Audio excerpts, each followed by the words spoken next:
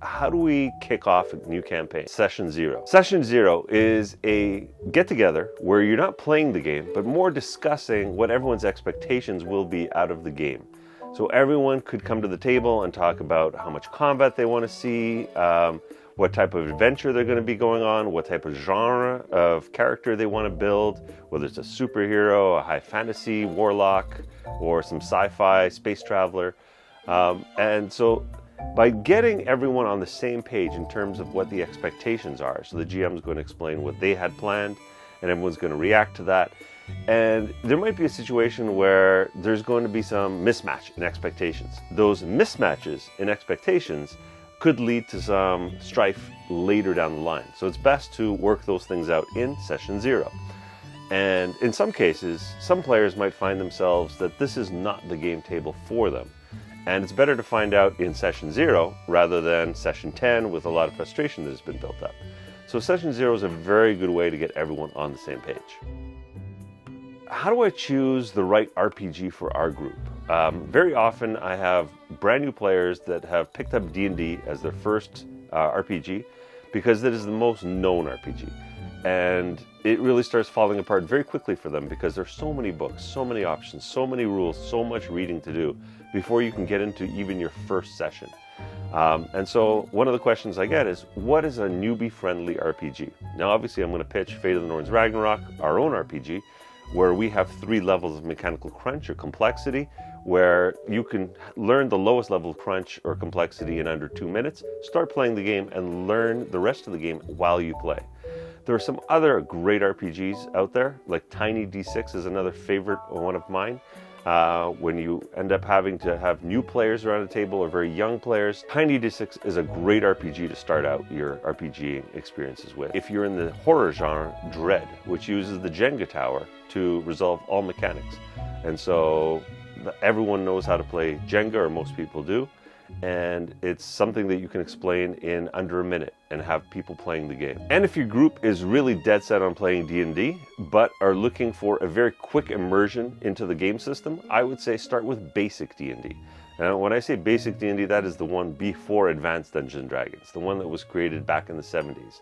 It came in a bunch of different boxes. They've reissued the red box. And you can also get the Rules Cyclopedia, which is a full hardcover book with all the rules printed within it. So those are the options that I would recommend new GMs and new play groups to start with. How do you come up with so many names, especially in a city setting where players are going to be running into NPCs continuously and the GM just needs to come up with different names? And eventually you kind of get this brain drain where you're like, it's Bob the guard again, and Bob the second, the next guard, and Bob the third. And so one of the things that I suggest is to have on your GM screen some printed out names, male, female, and other genders, whatever you need for your RPG system or your game world. You have all of these names ready for you. So whenever someone asks you a question, you just look over at your list, pick a name, make a note of it, that this is where you applied the name, and you go on from there. How do I bring down the level of strife within my party where they want to infight, or even the lone wolf syndrome, where there's one player that's off to the side doing their own thing and not really gelling with the rest of the group? One of the things that I suggest to solve this is the life path system. So a lot of RPGs have a life path system built in, but let me rewind and explain what a life path is for those of you that don't know. Life path is where you build the character's backstory, who they know, where they're from, how big their family is. Did they have any rivals when they were growing up? What was their best memory? Who are their connections in the world that they know and they can lean on? All of this helps build their place in the world. And part of this life path system, now more and more modern systems, end up creating life path systems that create relationships between the different player characters. So how do I know Bob the Barbarian? How do I know Mary the Thief? So these relationships are going to get defined by that life path system. Now, if your RPG does not have a life path system, you can easily hack that by looking online for life path tables, or even coming up with your own and having players explain how they met, how they knew each other. And that builds that party cohesion where there's going to be less in-party strife and infighting, and there's going to be less of that lone wolf syndrome. How do I continue the adventure with the players not being able to find the MacGuffin or the next point in my plot line? And my simple answer is, it shouldn't be hidden. If this is a key point for the adventure to continue, then they need to be able to stumble upon this rather easily. So one of the most common things I see is a GM telling me, okay, I hid the key that the players need in the night table's top drawer in the bedroom on the upper floor. And they ask their players to come into the room or even the house and start ransacking the house trying to find it. And everyone's rolling perception checks and everyone fails. And so no one finds the key, and all of a sudden everyone's twiddling their thumbs and the plot's not moving forward. That is not a good way to run the adventure. Like any good movie, there's going to be some struggle to find something, but in the end, the players need to find that for the story to go on. So the GM needs to put that wherever they are. If they just somehow accidentally or purposely avoiding that room that you put the key in, well, they find it in another room. If they're leaving the house and they're just exasperated, they're like, we all failed our perception checks, well, they're going to trip over a dead body lying in the street with a key in its pocket. You need to be able to have that agency to change where that MacGuffin is or that plot hook so that story could continue. How do I create an adventure that's going to be engaging for all the players at the table? And the key word is all the players at the table.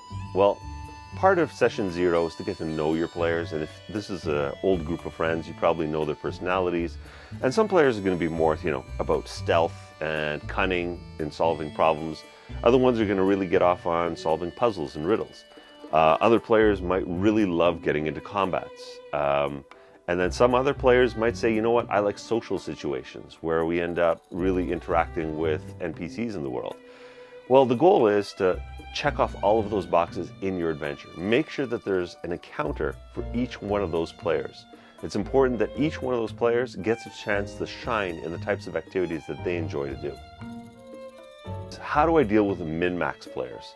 So if there's one min-max player at the table, which is dealing, 3 times the damage of everyone else at the table, has defense that's also off the charts, ends up creating, skill checks that are off the charts compared to everyone else at the table.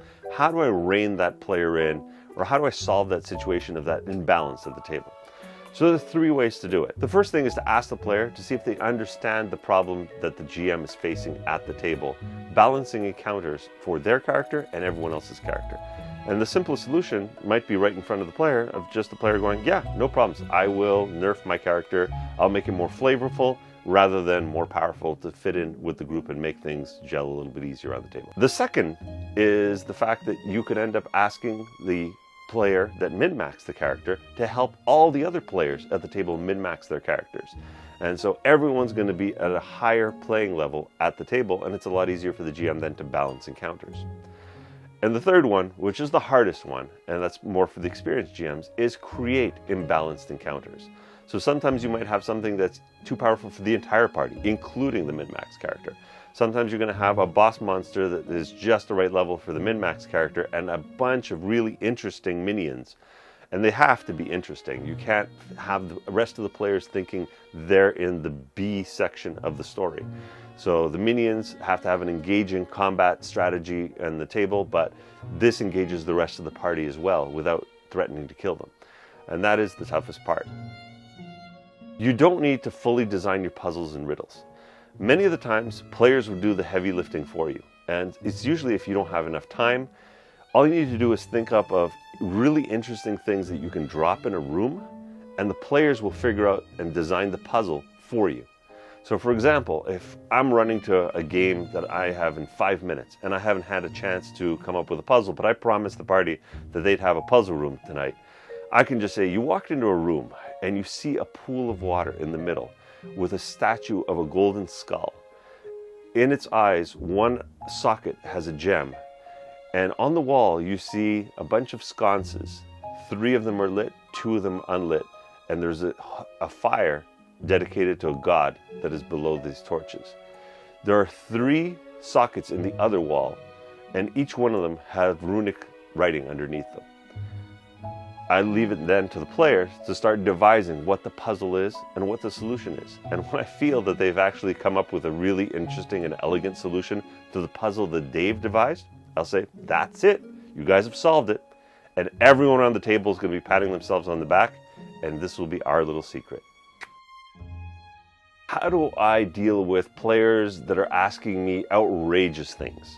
So for example, if you're playing in a medieval setting and the player says, I want a laser gun, or maybe something a little bit less crazy where they say, I want to start out with a chariot drawn by bears. And you're like, well, that's pretty cool.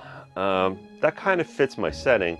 You can maybe work with that. Work with them and see how that can actually not unbalance your story and still work within the framework of what that player had in mind. But in certain cases, like the former, which is laser guns in your high fantasy settings, you might say, you know what, that just does not exist in my setting. We'll work out some auto-repeating crossbow or something else that you might want that can actually fit my setting. And that's that negotiation that'll happen between you and the player. But remember, the GM has the final say. Now, it really also depends on the type of world that you're running. In some cases, you're playing a more whimsical world where there's a lot more delta in terms of the variance of things that can appear in that world. In other cases, you might be even designing your own world. And if you're designing your own world, you're going to have a much more strict adherence in terms of what can exist in that world and what is definitely non-existent in your world. And so then you have to really stick to your guns and explain that to your players, that you're trying to build something that's very cohesive and colorful with a very tight lens in that genre.